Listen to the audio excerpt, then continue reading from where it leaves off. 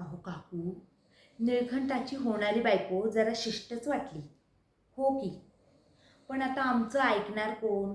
कोण आमच्या बोलण्याकडे लक्ष देणार? तसं जरा माझं अवघडच होऊन बसले हो. आता आमचे आहो त्यांनी एक डोक्याला तापच केलाय माझ्या बघा. अहो दिवाळ सणाला आले इथं आणि सासरवाडीचेच होऊन बसलेत बघा. मग काय, आपलेच दात आणि आपलेच ओठ. बोलणार तरी कुणाला?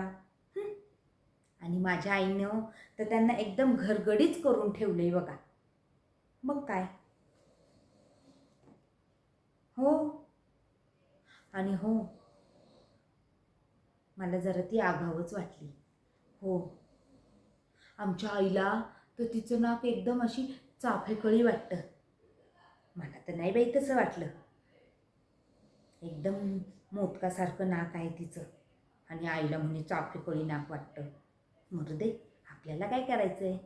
तिची सून, माझी सून गोरी पान, चाफेकळी नाक, काय बाई तो लाड.